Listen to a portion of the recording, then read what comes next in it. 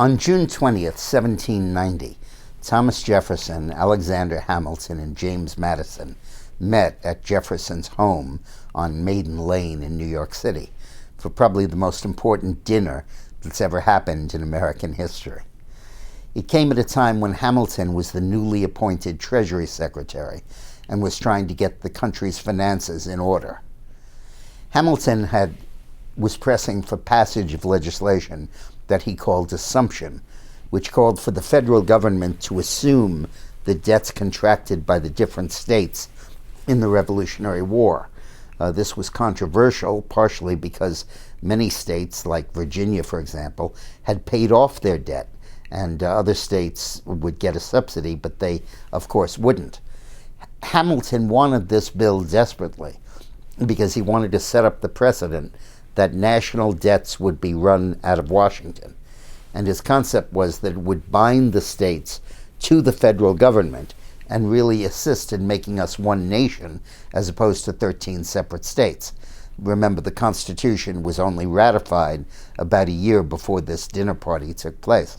But beyond the geographic reasons for opposing it, a lot of supporters of Thomas Jefferson, so-called Republicans, opposed it because they felt that it would concentrate power in the federal government, and they worried about the consequences of the federal government going into debt.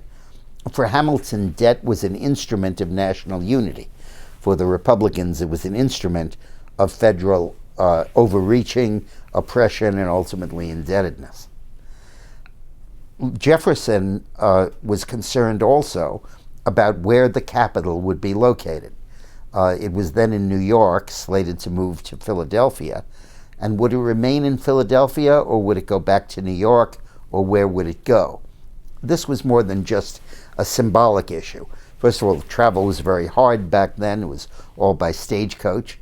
And a trip New York meant that, or Philadelphia meant that the southern states really would have no involvement in the nation's capital. And Jefferson was also worried that putting the capital in New York, which was then the financial center of the country, would make it overly involved with the nation's economic life, and he wanted to separate the political capital from the financial capital because he distrusted bankers and the financial industry.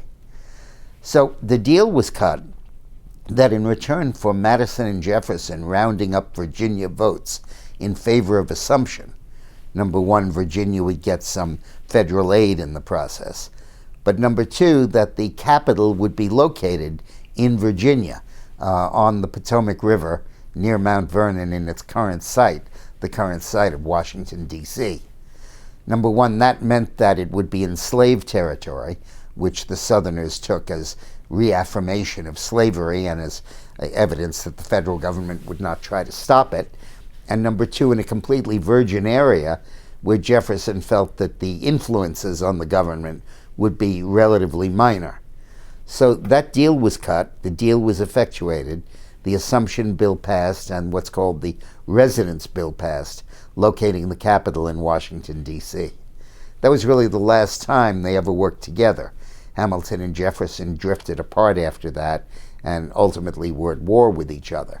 But it was very significant that they came together in a gentlemanly way and worked out their differences to their mutual advantage.